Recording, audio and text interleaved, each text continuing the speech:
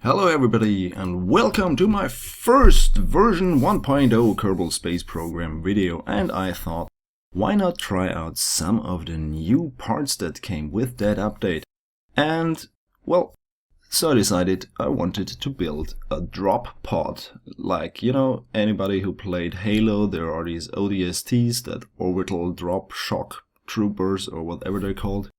It's like they are descending from big dropships from the sky in those tiny little pods that are jettisoned down to Earth and land there, and then they get out and cause mayhem and such things. So I'm using fairings, I'm using the new Flea solid rocket booster engine, and I'm using messed up staging. Yeah, well, that was not supposed to happen. So maybe we can salvage this. It looks fine. Separation, yeah, where's my pod? There's my pod. Okay, pod, get, and yeah, I lost half of my air brakes. Air brakes, of course, one of the new parts that is designed to slow an aircraft down, especially on approach to the runway. But why only on approach to a runway? Why not dropping something from orbit? So there is no need for parachutes. Well, at least that's what I thought. And yeah, it seems to work. Looking good. Even with half of the air brakes, it still worked. So I decided to launch again. This is still the unmanned version. And yeah, not getting away as fast as I hoped it would.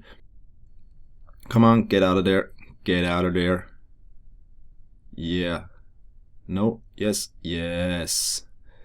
So you can see the heat shield on the bottom. You also can see the service bay, which I am abusing as storage, not for service, not for science stuff, but for Kerbal stuff. Well, Kerbals. You will see that in just a few moments. And why did it explode? Do you remember a few seconds ago with only 2 air brakes it landed fine, and now with 4 air brakes it explodes? Curious. So I decided, well, just to be on the safe side, why not add some small Sepatrons to it so I can make one tiny little short burst before touchdown.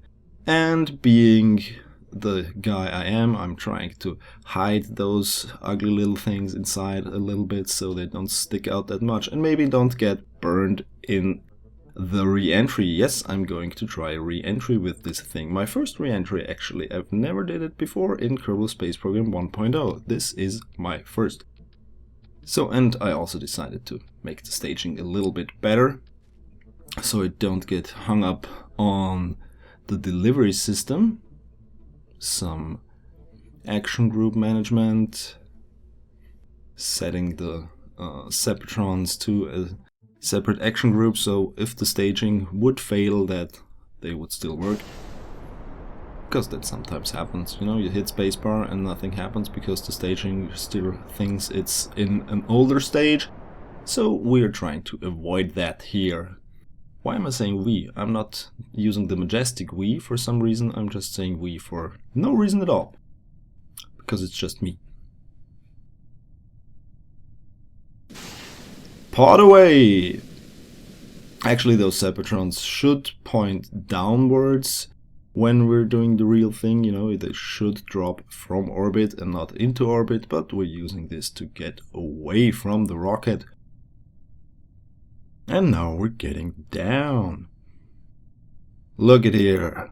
Space for 4 Kerbals, or at least 4 seats. Let's see if 4 Kerbals actually fit in there once they're in their seats. But before we can test this thing with Kerbals, which I am very fond of and I don't want to kill right away, we are testing it unmanned, and the new aero system kicking in and tilting the pod to the side as soon as the air brakes open, and we're slowing down significantly. What do you know? Well, I'm confident that this can work. And well, when should I hit it? Watching the shadow, and what? What? There. Did you see that message over in the top left corner? It said that the Separatrons can't fire as long as they're inside of that service bay, but they aren't. They are... well, yeah.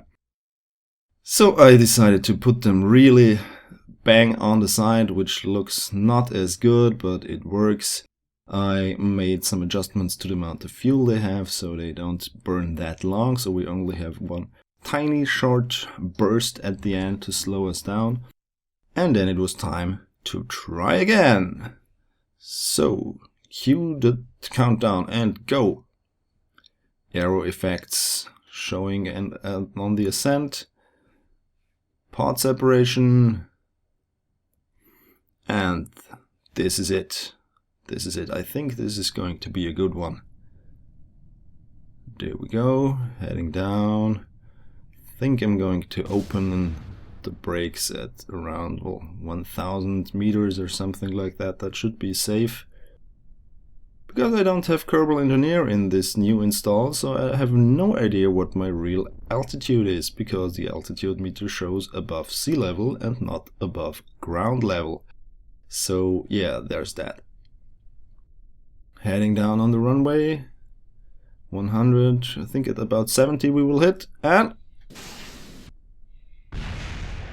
okay, I hit the boosters a little bit too early, and it seems only the boosters hit the ground for some reason, but everything else looks fine. There you go. 4 seats, all safe and sound, and for some reason clipped into the ground.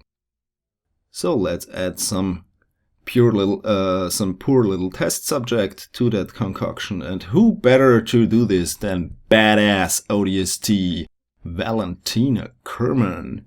Yeah, she's a really hardcore pilot. There we go, Valentina entering her pod. Release and fire. Once more heading up to 4,500 meters. Pod separation complete. You comfy, Valentina? Everything okay? No reply. Does that mean she's okay? Does that mean she's scared shitless? I have no idea. So we're heading down, pointing the SAS to use the retrograde vector. Enough electricity. The moon in the background, beautiful.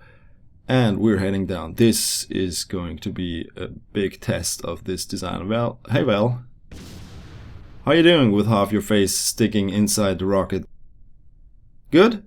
Yeah? Okay, let's close it up.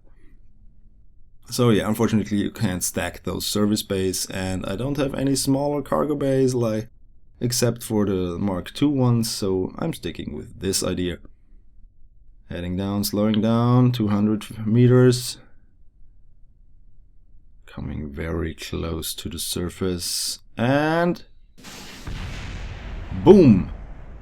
Well, it was just a Sepatron that exploded for some reason, and Val is headless? Val, you okay, babe? Whoa! Come out there. Are you fine?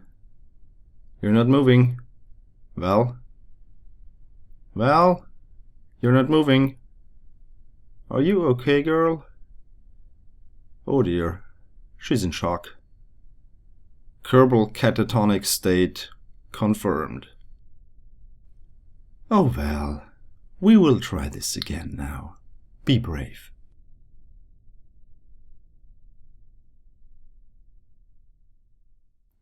And so we did. And we're already on our descent. And it seems like we're going to hit the VAB maybe. No, we're not. We're hitting the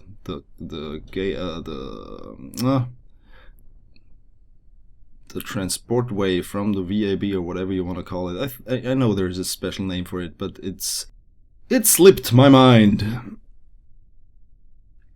So heading down, about to hit the boosters, and yes, Picture perfect landing, everything fine. Valentina comfortable in her seat. That was a success. Looky here, no catatonic state, no Kerbal drama, no shock-induced coma. Lights working, feet working, coordination working. Val, you're checking out fine. Yeah, you can jump for joy. So why not take some friends along? Yeah, Jeb, Bob and Bill will join you on the next test because we have 4 seats. Let's see how that works. Let's close it up. And... well, that was not good, not staged. And whoa. Well, the quick load... whoa, you okay? No, you're shaking your head really violently, which I would as well if it were sticking through a door. So, yeah, maybe 4 Kerbals is not such a good idea. So I stuck with 2 after arranging the command seats a little bit differently. So it's just Jab and Val, the 2 badasses, of course, who will try out this drop pod in tandem, so to speak. No, we're not heading into the sun. I'm just trying to hit the small probe core so I can control it from there, because if we would control it from the command seats, we would look somewhere completely different and our retrograde vector would be, yeah, somewhere else. Or if we would align ourselves with a retrograde vector when controlling from the command seat, then we would not be falling like this, but sideways. So just looking to check if everything's fine. Everything's fine in here. So yeah, it's not that comfortable in here, but neither are real drop pods, if there were any. So it doesn't matter.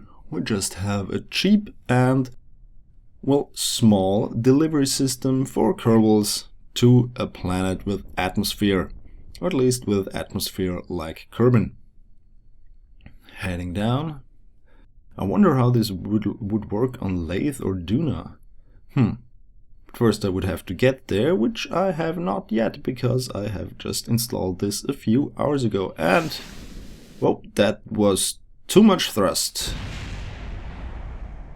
And yeah, we're having cut off head syndrome again. Is there a doctor nearby? We need to operate our friend out of this service bay. But of course, since this is Kerbal Space Program, we can revert to launch and try again. And once again we're on approach. Kerbal's safe and sound in the service bay, and we're slowing down. Maybe a little spin will slow us down even more. Nope. Nah, not really significantly, if at all, but it looks cool. So, firing! Val? Jab? You fine? You comfy? Still in your chair? You laughing? Okay, looks good. So, the final test. I hope it's the final test. Let's head down again. Heading down again. Well, we're almost hitting that walkway or causeway or whatever you want to call it again. And almost ready, and fire! Yes! Well, it looks a little bit weird, but we're here, nothing exploded. The Kerbals can get out. They're standing there looking weird, but they're fine. They're fine, everything fine. I would say that is a successful test. So let's go to the next phase of testing. Let's get into orbit. And for that I have to build my first rocket for KSP 1.0. Yes, this is actually the first real rocket I am producing in the newest version of Kerbal Space Program. I have experimented around with planes a little bit to get to know the aerodynamic model, which was fun. I got into a suborbital trajectory on one turbojet alone with about, well, what's 1300 meters per second in Mach? Almost Mach 4 or something. Yeah, half of the airplane exploded, but I got into a suborbital trajectory on turbojets alone. Maybe I'll show you that later. But first we have to get into orbit. So, or at least a high orbit or high apoapse suborbital trajectory would be fine, because we're just wanting to test out our re-entry. So to see if the heat shield works. We're using the new fairings, which are looking fine. I know that a lot of people have complained about the fairings, well, deploying in little pieces. I honestly really don't care that much about this aspect. I'm just fine that they work.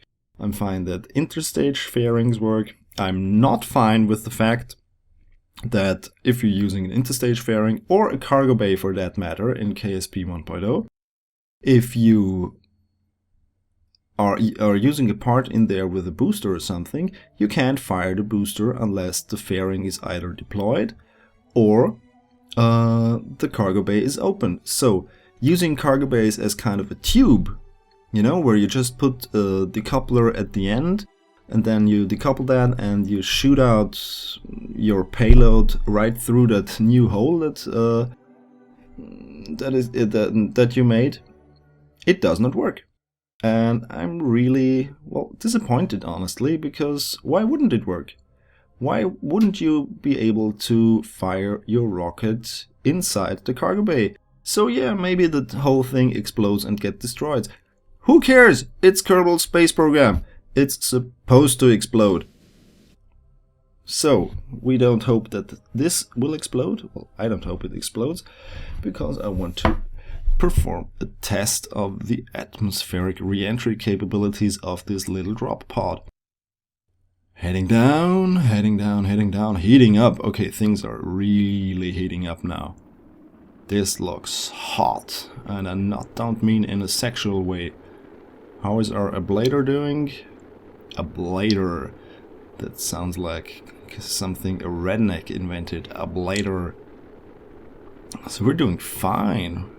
We're almost through the hot parts, and we still have enough of those ablator stuff left.